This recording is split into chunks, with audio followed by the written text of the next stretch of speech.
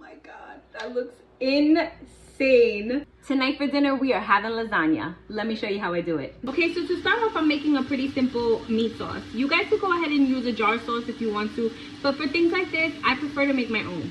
I have some ground beef here that I've already browned up, and I seasoned it with salt, pepper, garlic powder, onion powder, a little bit of this roasted garlic seasoning, and some Italian seasoning. Now I'm gonna put in some onions, and I made sure to chop my onions really fine. And I have about 5 cloves of garlic here. Yes, I like my sauce nice and garlicky. Just gonna give that a nice little saute and let those onions get translucent. My onions look perfect. Now I'm gonna put in the crushed tomatoes. Now, of course, in a more traditional bolognese, you would use a red wine or you would use a beef stock to kind of deglaze the pan a little bit, but I'm not doing all of that today. I'm gonna pour in a little bit of water. I did about half a can of water. I'm gonna let this sit for about a half an hour to an hour, depending on how long everything else takes me, because we still have some time, right? But that's fast compared to a traditional bolognese or traditional meat sauce that can take hours. So I just put some salt, a little bit more onion powder, some black pepper, and some Italian seasoning. I've had it on about medium high, and now that I see those little bubbles start to form around it, I give it a stir, okay? Just a quick little stir, and then I'm gonna pop a lid on it. I'm gonna bring it down to low, and I'm just gonna let it do its thing. Now we're gonna make the bechamel. A bechamel is a cream sauce. I'm gonna put 2 tablespoons of butter.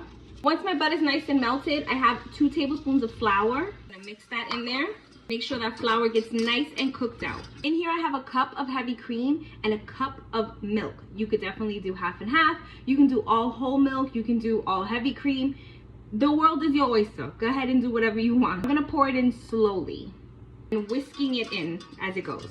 About a 1/4 cup at a time. I'm doing all of this on about medium-low heat, okay? So I felt like my bechamel was not getting thick enough. So what I decided to do was I put about a tablespoon of butter into this bowl. I popped it in the microwave until I could hear the butter sizzling. I took it out, I put a tablespoon of flour in there, and I basically made a little bit more roux, poured it in there nice and slow, and whisked away, and now look at her.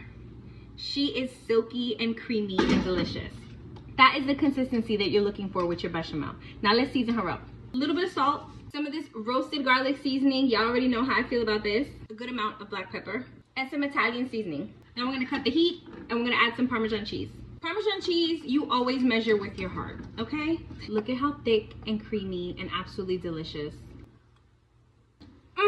Something that I like to do, and this is a completely unnecessary step, but I like to take my ricotta and I season it. So I put my ricotta in a bowl and I'm gonna add a little bit of salt, some black pepper, a little bit of garlic powder, and some Italian seasoning.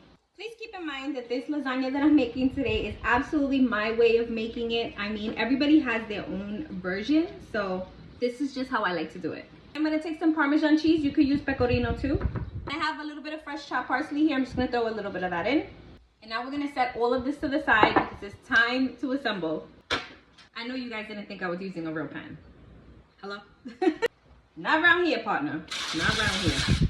Just put a little bit of oil just for the stickage, you know. I also saw somebody on TikTok, I really can't even remember who it was, that lays their lasagna noodles in between parchment paper sheets, and I thought that that was genius. So that's what I did. It keeps it from sticking all kind of wonky, you know. My delicious meat sauce, I finished it off with some parsley. I did not have fresh basil, so I had to use some dry basil, but it's fantastic. Trying to get everybody here in some kind of assembly line, you know? This is what I mean when I say that lasagna could be a little bit of a process, because at the end of the day, you have to take all of these steps. A little bit of sauce at the bottom. Now let's layer our noodles. First layer is gonna be our creamy bechamel. And don't be stingy. We didn't spend all this time making these sauces for you to be stingy about it. Go ahead and layer that sucker on there, okay? Another layer of noodles right on top. Now our meat sauce. And right here in this layer over our meat sauce, I'm gonna put a few dollops of ricotta. For this layer, I'm only gonna do 3 because I only have 4 left and I want the top layer to be a nice, perfect looking layer, you know? More bechamel. Putting a little bit of mozzarella that I put through the finest shredder, just so it like really gets nice and melty, you know? I don't like to put too much cheese on the inside of the lasagna. I feel like it kind of takes away from everything else. Now for the final layer. Got your nudes, meat sauce. I only use 1 box of pasta for this. You could definitely make 2 boxes and just go crazy. Again with the ricotta. And of course, I'm reserving a little bit of ricotta so that I can dollop it on top of my lasagna nice and cold. Top that with some mozzarella. We're gonna top it with a little parm. Those of you who have been here for a minute know that I like to spray my sheets because I feel like it keeps it from really sticking to the cheeses and everything that we are using on here. So don't do like I did. Make sure your oven is preheated to 400. Once my oven is preheated to 400, I'm gonna pop this in there and I'll let you know exactly how long everything bakes for when it's done. Fresh and bubbly right out the oven. I'm so excited.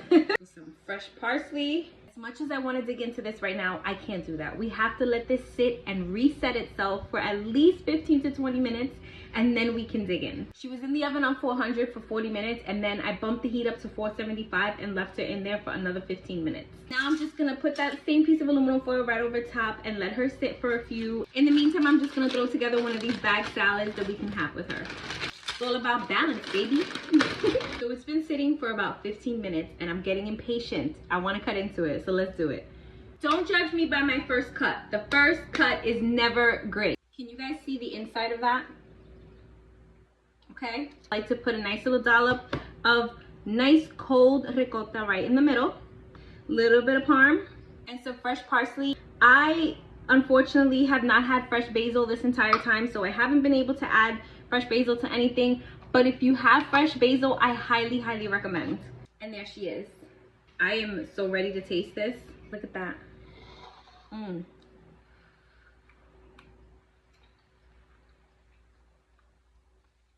my god.